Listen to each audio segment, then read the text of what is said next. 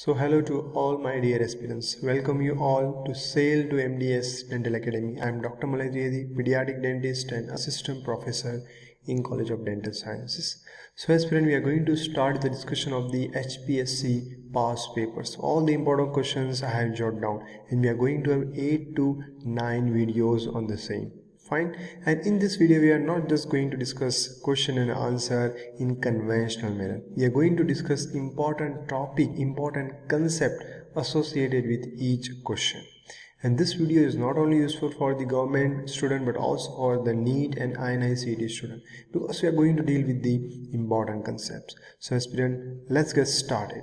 So the first question, the congenital absence of many teeth. The word many is given. So the answer here is anodontia. If imagine the word few is given, the answer is hypodontia. If large number of teeth is given, the answer is oligodontia. Now anodontia we are of two types. That's a complete anodontia and partial anodontia. In complete anodontia, there will be congenital absence of all teeth, maybe because of developmental abnormalities like ectodermal dysplasia.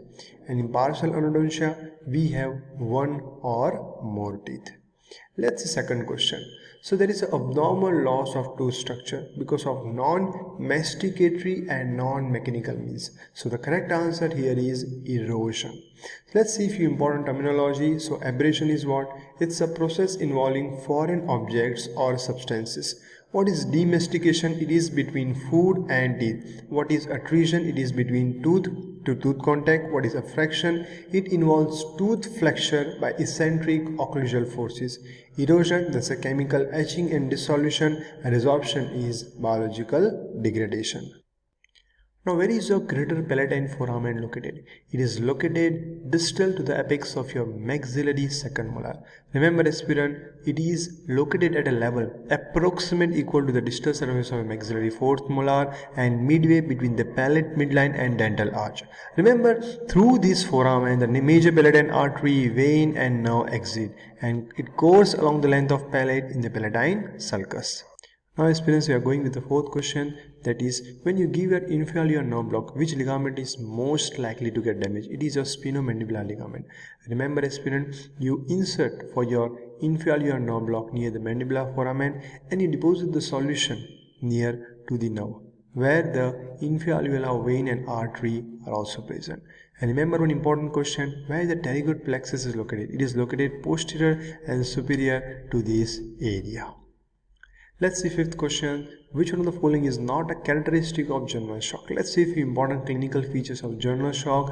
That is hypotension, tachycardia, cold, clammy skin, rapid and shallow respiration, drowsiness, confusion, irritability, oliguria, elevated or reduced CVP, and multi-organ failure. So the correct answer here will be bradycardia. Other three responses we can see in general shock. As we remember, please also note this systolic BP value, tachycardia value and the urine output value also. They can be your MCQ.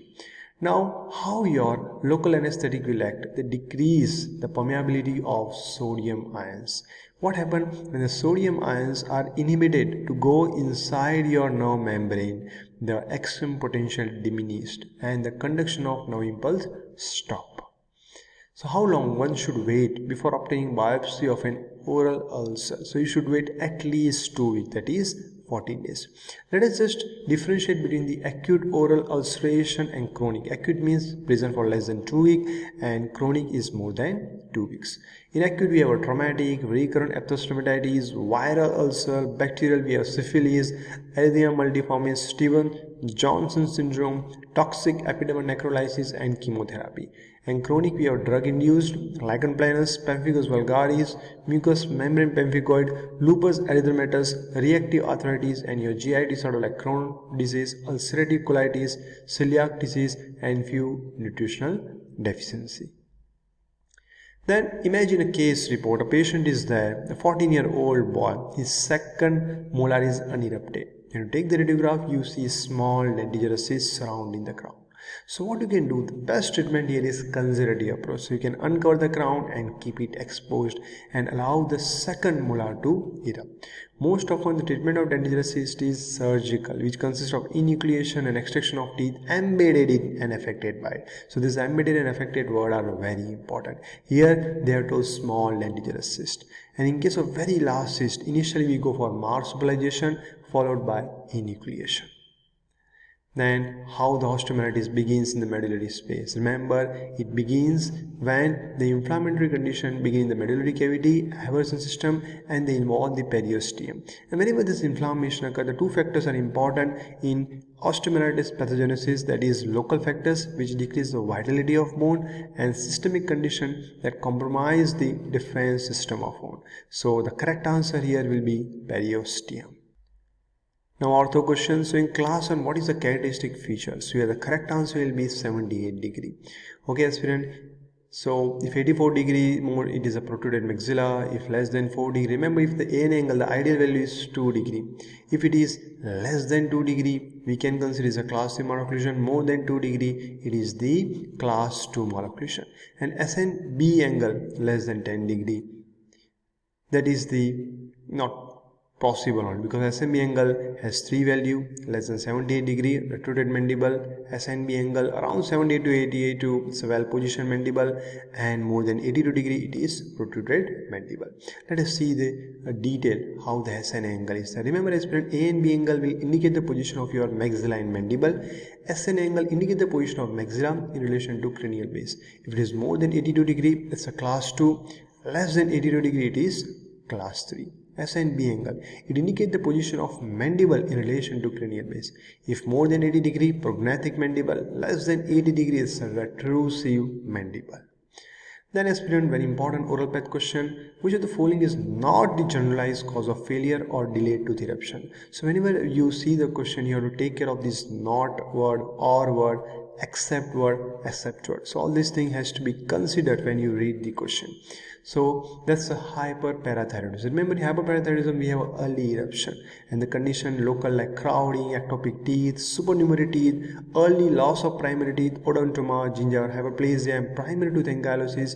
We have delayed tooth eruption. Systemic, we have rickets, endocrine disorder, chemotherapy, radiation therapy, nutritional problem, Down syndrome, Apert syndrome, and cleidocranial dysplasia.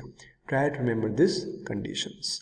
Then which of the following is not a functional appliance? So aspirant, the quad helix is not a functional appliance. It is expansion appliance commonly used for the collapsed or narrow maxilla. You can see in this diagram.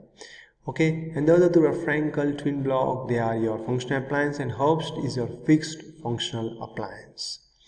Then headgear is used for what? It can be used for both anchorage and traction. It's a commonly used appliance for the skeletal class 2 malocclusion, and you can also distalize maxillary molar with headgear.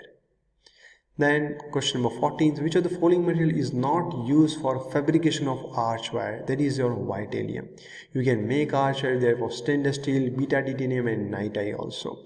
You can see what are the materials used for making wires: gold wire, stainless steel wire, chrome, cobalt, nitide. Many list is there of 6 to 7 wires, copper, nitide also, and ceramic coated or optiflex arch wires. Then the last question of this video, which condition is appropriately treated at an early age? Now you know in pedo we have the interceptive and preventive malocclusion. Most often such question comes, you have to take care, because many of time general practitioner we have been heard from many people that ortho treatment should be initiated at the age of 13 to 14 years, but no, there are few orthodontic conditions which has to be treated earlier, like excessive spacing, crowding, open bite, cross bite of anterior and posterior teeth, deep bite, underbite, overjet, and abnormal eruption. So the correct answer here is posterior cross bite in a functional shift. So aspirant, that was all for today. If some of you want to join the government dental exam test series for the HPSC or the NEET MDS test series, they can contact me. The information is here also and in description box. Till then, any doubt you can tell me. Please keep on reading and focus on your present. Don't think much about the future, what is going to happen for the exam and all. Okay, that's all aspirant. Take care. See you with the part 2.